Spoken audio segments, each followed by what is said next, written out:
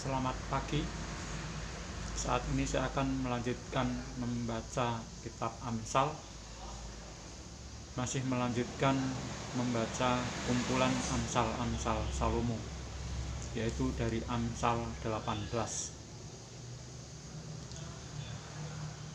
Orang yang menyendiri mencari keinginannya, amarahnya meledak terhadap setiap pertimbangan.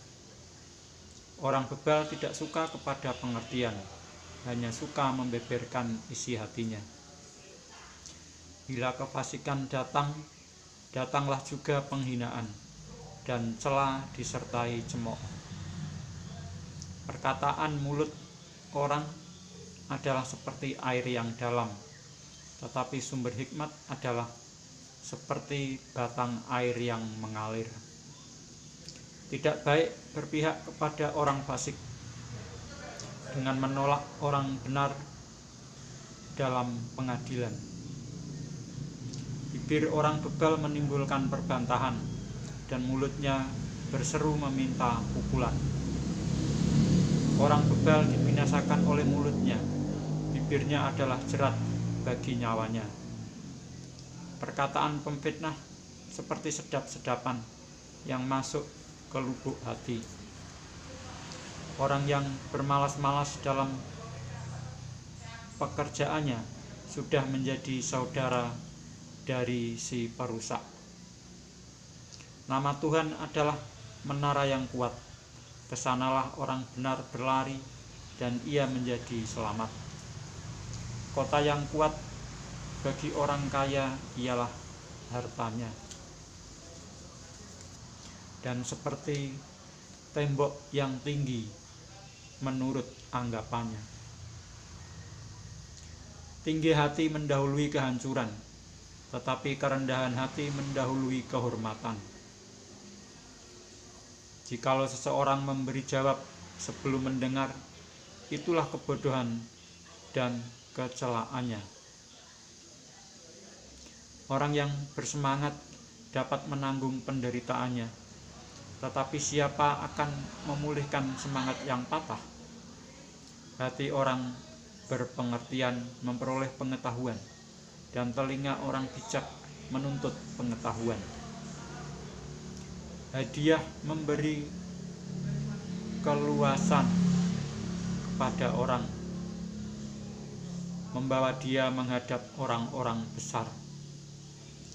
Pembicara pertama dalam suatu pertikaian nampaknya benar, lalu datanglah orang lain dan menyelidiki perkaranya. Undian mengakhiri pertengkaran dan menyelesaikan persoalan antara orang-orang berkuasa. Saudara yang dihianati lebih sulit dihampiri daripada kota yang kuat, dan pertengkaran adalah seperti palang gapura sebuah puri. Perut orang dikenyangkan oleh hasil mulutnya, ia dikenyangkan oleh hasil bibirnya. Hidup dan mati dikuasai lidah, siapa suka menggemakannya akan memakan buahnya. Siapa mendapat istri, mendapat sesuatu yang baik, dan ia dikenan Tuhan. Orang miskin berbicara dengan memohon-mohon, tetapi orang kaya menjawab dengan kasar. Ada teman yang mendatangkan kecelakaan, tetapi ada juga sahabat yang lebih karib daripada seorang saudara. Saya lanjutkan dengan membaca Amsal 19. Lebih baik seorang miskin yang bersih kelakuannya daripada seorang yang serong bibirnya lagi bebal. Tanpa pengetahuan, kerajinan pun tidak baik. Orang yang tergesa-gesa akan salah langkah. Kebodohan menyesatkan jalan orang, lalu gusarlah hatinya terhadap Tuhan. Kekayaan menambah banyak sahabat, tetapi orang miskin ditinggalkan sahabatnya. Saksi dusta tidak akan luput dari hukuman. Orang yang menyembur-nyemburkan kebohongan tidak akan terhindar. Banyak orang yang mengambil hati orang dermawan. Setiap orang bersahabat dengan si pemberi. Orang miskin dibenci oleh semua saudaranya, apalagi sahabat-sahabatnya. Mereka menjauhi dia. Ia mengejar mereka, memanggil mereka, tetapi mereka tidak ada lagi. Siapa memperoleh akal budi, mengasihi dirinya. Siapa berpegang pada pengertian, mendapat kebahagiaan. Saksi dusta tidak akan luput dari hukuman. Orang yang menyembur-nyemburkan kebohongan akan binasa. Kemewahan tidak layak bagi orang bebal, apalagi bagi seorang budak memerintah pembesar.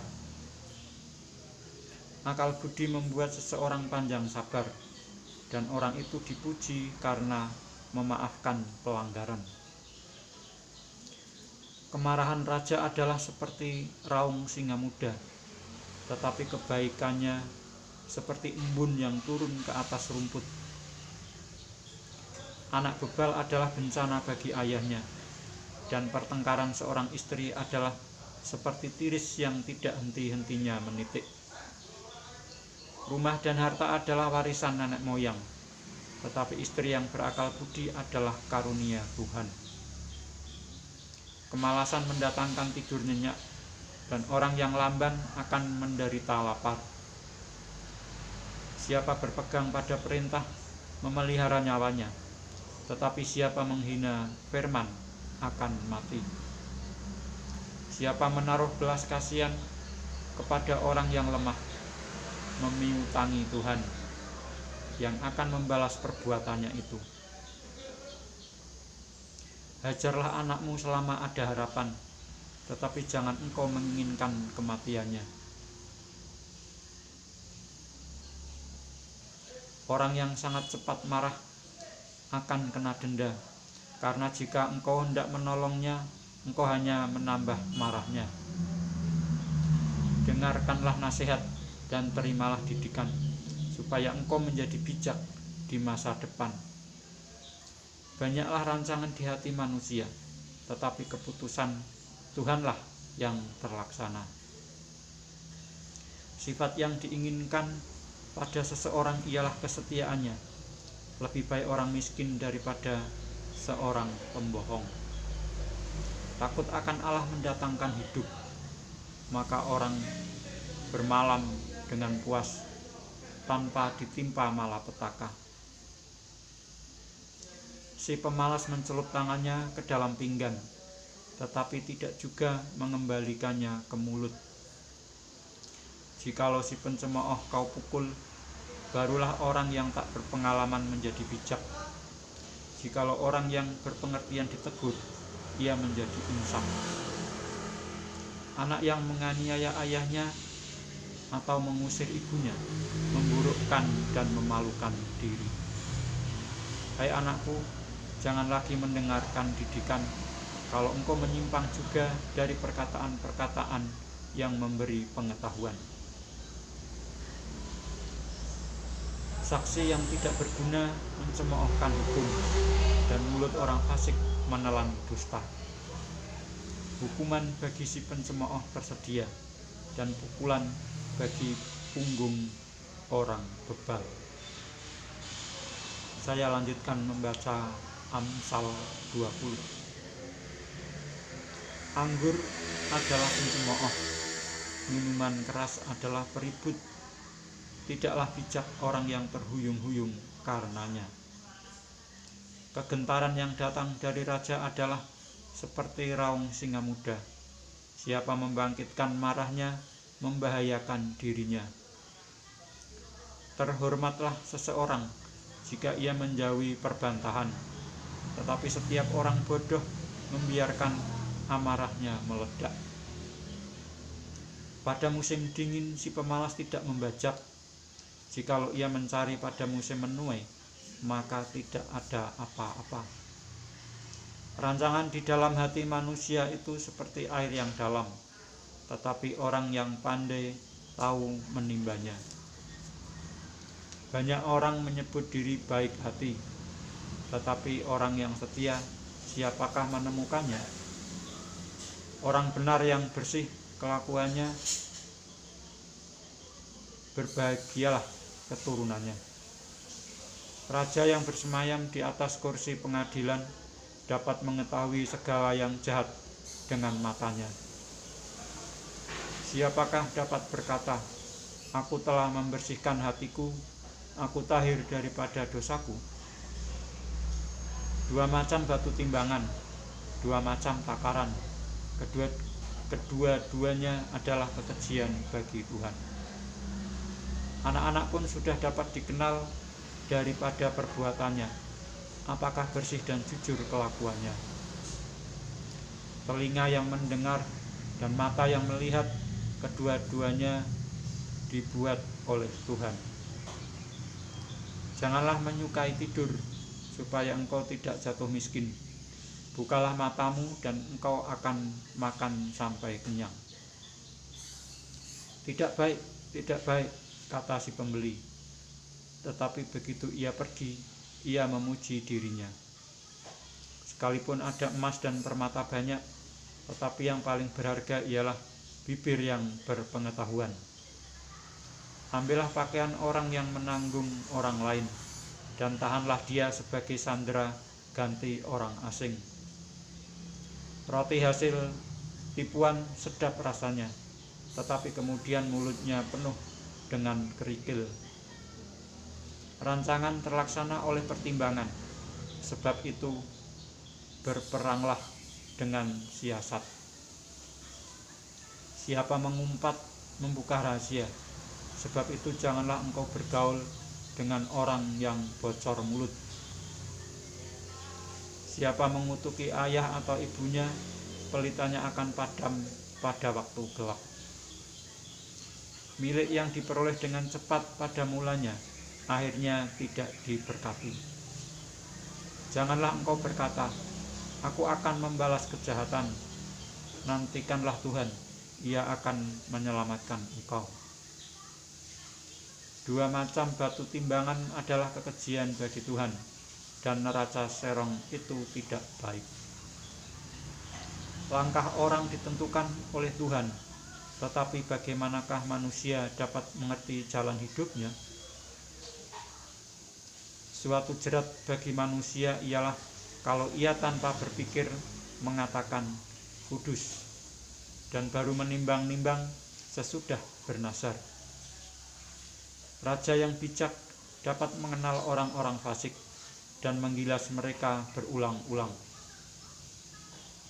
Roh manusia adalah pelita Tuhan yang menyelidiki seluruh lubuk hatinya. Kasih dan setia melindungi raja, dan dengan kasih ia menopang tahtanya.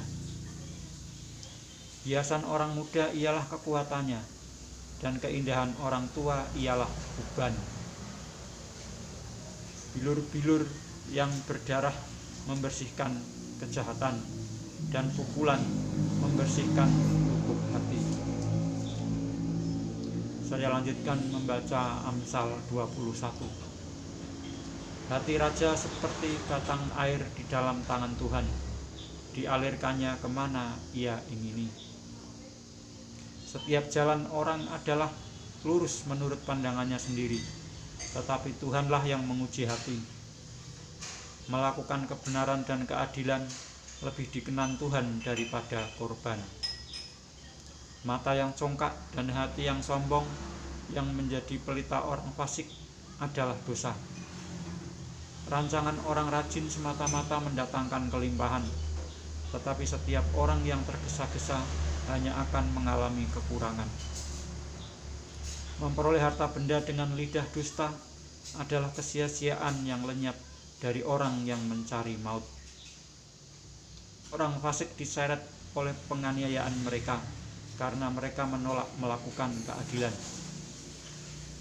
Berliku-liku jalan si penipu, tetapi orang yang jujur lurus perbuatannya. Lebih baik tinggal pada sudut sotoh rumah daripada diam serumah dengan perempuan yang suka bertengkar.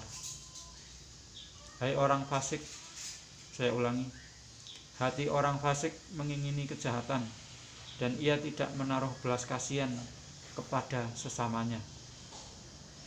Jikalau si pencemooh dihukum, orang yang tak berpengalaman menjadi bijak.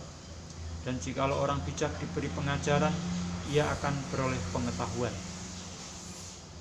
Yang Maha Adil memperhatikan rumah orang fasik dan menjerumuskan orang fasik ke dalam kecelakaan. Siapa menutup telinganya bagi jeritan orang lemah, tidak akan menerima jawaban kalau ia sendiri berseru-seru.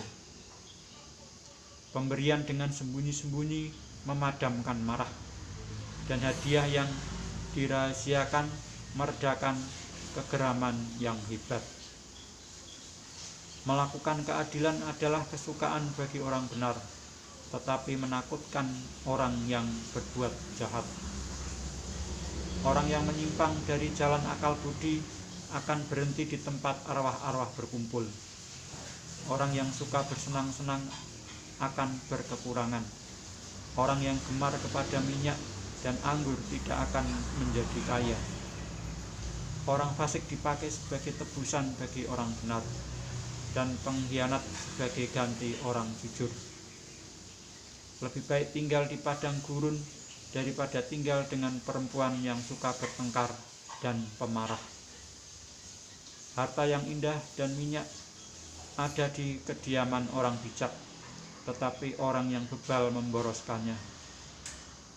Siapa mengejar kebenaran dan kasih akan memperoleh kehidupan, kebenaran, dan kehormatan. Orang bijak dapat memanjat kota pahlawan-pahlawan dan merobohkan benteng yang mereka percayai.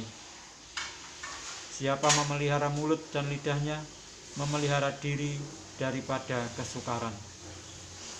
Orang yang kurang ajar dan sombong, pencemooh namanya. Ia berlaku dengan keangkuhan yang tak terhingga. Si pemalas dibunuh oleh keinginannya, karena tangannya enggan bekerja.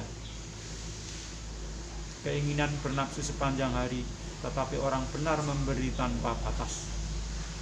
Korban orang fasik adalah kekejian, lebih-lebih kalau dipersembahkan dengan maksud jahat. Saksi bohong akan binasa, tetapi orang yang mendengarkan akan tetap berbicara. Orang fasik bermuka tebal, tetapi orang jujur mengatur jalannya.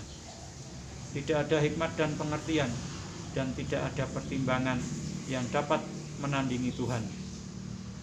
Kuda diperlengkapi untuk hari peperangan, tetapi kemenangan ada di tangan Tuhan.